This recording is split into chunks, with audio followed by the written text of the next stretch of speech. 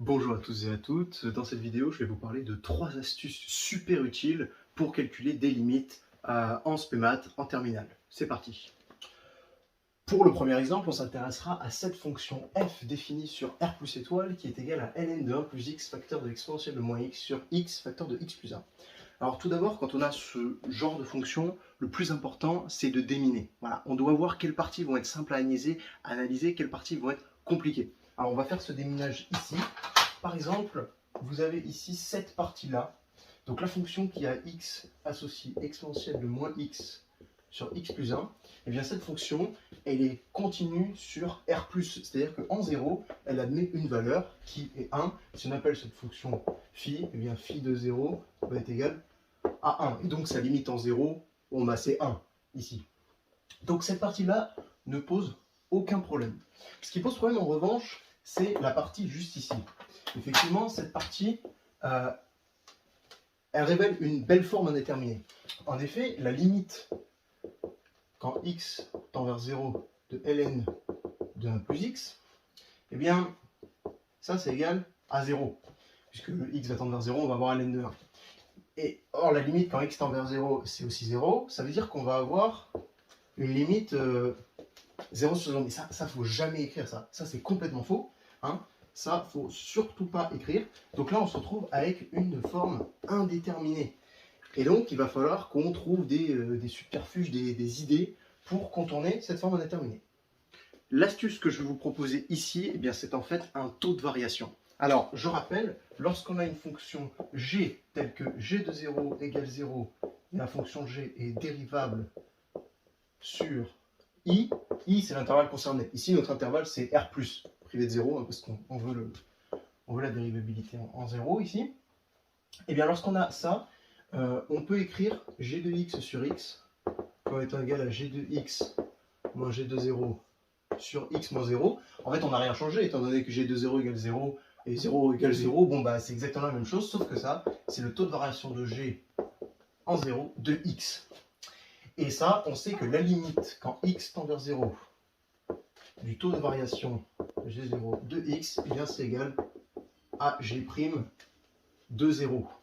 Donc, ce qu'on va faire, c'est qu'on va prendre pour g la fonction qui a x associe ln de 1 plus x, ici, et on sait donc que g de x sur x, c'est égal à ln de 1 plus x sur x, et donc la limite quand x tend vers 0 de g de x sur x est donc égale à g' de 0. Or, la dérivée de ln de 1 plus x ici, c'est égal à 1 sur 1 plus x, où j'explique rapidement cette formule.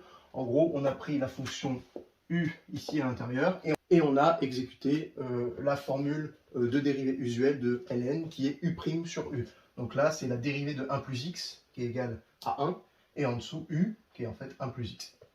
Et donc, g' de 0, c'est en fait 1 sur 1 plus x évalué en 0. Alors, on peut le noter comme ça. Et ça, eh bien, ça vaut 1. Donc, cette partie-là tend vers 1. Mais cette partie-là également. On peut donc conclure par composition des limites que la limite quand x tend vers 0 de f de x est égale à 1. On passe à présent au deuxième exemple. Pour cet exemple, nous allons nous intéresser à la fonction phi de x définie sur 1 plus l'infini par racine de 16x carré moins x moins 1 moins 4x. Alors là, pareil, on va faire exactement la même chose que la dernière fois, on va déminer un petit peu parce que ici aussi il y a des gros problèmes. Ici, donc là, on va étudier, excusez-moi, la limite en plus l'infini. Je ne l'ai pas précisé pour le premier, c'était la limite en 0, là, ça va être limite en plus l'infini. Alors, ici, on voit que ça tend vers plus l'infini à l'intérieur. Voilà, on observe un petit peu tous les membres pour voir ce qui se passe. Ça tend vers moins l'infini. Bon, déjà, plus l'infini, moins l'infini, moi, je sais pas ce que ça fait. Ça peut faire n'importe quoi. Hein. Ça peut faire pi carré sur 6, ça peut faire 8, ça peut faire pi 4 sur 90.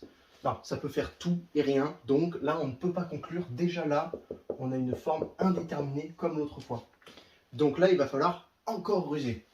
Et la ruse que je vais vous présenter maintenant, elle tient dans cette formule. La formule qui est l'identité remarquable qu'on a appris normalement en troisième, c'est a plus b fois a moins b qui est égal à a carré moins b carré. Alors là, c'est vrai que c'est un peu flou, on se dit mais où est le a, où est le b?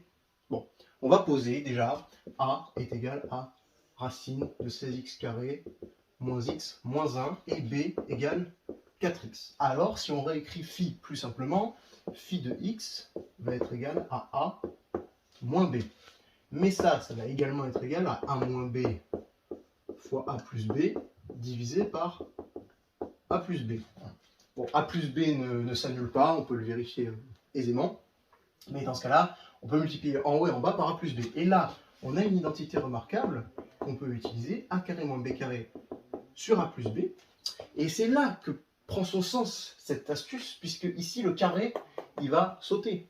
On va plus avoir cette racine, et ici le 4x carré mis au carré, je détaille un tout petit peu, 4x carré au carré, ça va être égal à 16x carré, vu que le carré se distribue sur le 4 et sur le x.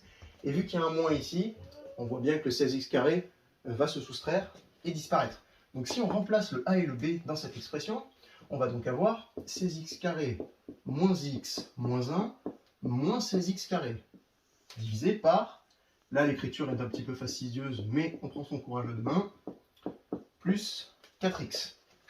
J'ai donc juste simplifié l'expression en supprimant les 16x carré qui étaient encore là, mais c'est la forme finale qu'on obtient. Et là, vous allez me dire que oui, je suis un petit peu un truand. Effectivement, on a toujours cette forme indéterminée en bas, on ne sait pas trop ce qui se passe encore.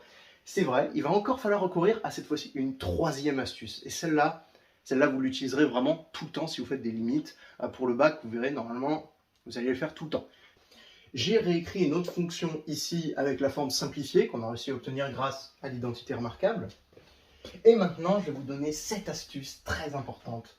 Lorsque vous avez des x en haut, des x en bas avec une fraction comme ça et que vous avez une limite à déterminer, surtout en plus l'infini, vous factorisez par x en haut et vous factorisez par x en bas. Je vais vous expliquer, vous allez voir tout de suite pourquoi c'est utile. Si je factorise par x en haut, j'ai x facteur de moins 1 sur x. D'accord, si je redistribue, ça fait bien moins x moins 1. Donc on retrouve bien ce qu'on a en haut. Et en bas, si je factorise par x dans celui-là, alors je vais détailler un tout petit peu.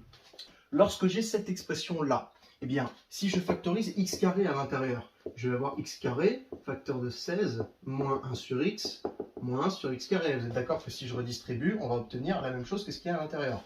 Mais là, la racine se distribue et donc on obtient x à racine de 16 moins 1 sur x moins 1 sur x carré. Et on a bien notre x en facteur. Et donc, on va remettre ça dans la fraction pour factoriser par x. Et ici aussi, on peut factoriser par x, ce qui va nous donner un truc sympathique, vous allez voir. J'ai écrit un petit peu ce qu'on avait dit, et donc vous voyez bien que si on distribue le x dedans, on va avoir le plus 4x ici, et on va avoir le x, il va rentrer au carré dans la racine carrée, comme on l'a dit tout à l'heure, et ça fait 16x carré moins x moins 1. Bon, et c'est exactement ce qu'il faut. Et donc là, les x eh bien, se simplifient, et il nous reste seulement une fraction avec des 1 sur x, des 1 sur x carré, etc. Et en fait, c'est très intéressant, puisque on utilise le résultat qui est que si x tend vers plus l'infini de 1 sur x puissance alpha, avec alpha appartient à r plus étoile, et bien ça, c'est égal à 0. Je vais vous laisser le petit résultat ici, là, pour que vous vous en souveniez. Donc, ce qui veut dire que lorsqu'on passe à la limite, en fait, ce terme-là ici, bah, ça va être 0. Ce terme-là, ça va être 0 également, puisqu'il vérifie cette propriété. Et ce terme-là va être 0 également. Et donc, lorsqu'on passe à la limite, en plus l'infini, eh bien tout ça, ça va simplement être égal à moins 1 sur racine de 16 plus 4. Ça se simplifie très clairement en 8. Racine de 16, 4, plus 4, 8. Et donc, finalement, la limite, quand x tend vers plus l'infini, de phi de x est égal à moins 1 huitième.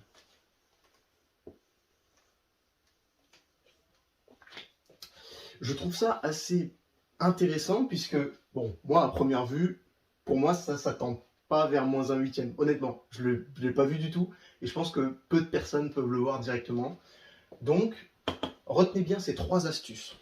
La première, c'est l'astuce du taux de variation. Ça peut être très utile, sinon vous vous retrouvez bloqué à faire des factorisations de partout. Donc voilà, pensez-y. Deuxième astuce, l'astuce du conjugué. lorsque vous avez des limites en plus l'infini avec des soustractions, bam, conjuguées, ça fait sauter les racines. Et après, c'est merveilleux, vous utilisez la troisième astuce, qui celle-là, vous l'utiliserez souvent, le plus souvent, je pense, c'est celle de, lorsque vous avez une fraction, vous factorisez par x, en haut et en bas, ou par x carré d'ailleurs, hein, vous pouvez, hein, si vous avez des x carrés à la place des x, factoriser par x carré, ça simplifie, et là, vous utilisez la propriété ici, et vous concluez. Voilà, j'espère que cette vidéo vous aura plu et que vous aurez appris quelques choses utiles sur les limites. N'hésitez pas à me poser des questions dans les commentaires, et sur ce, travaillez bien.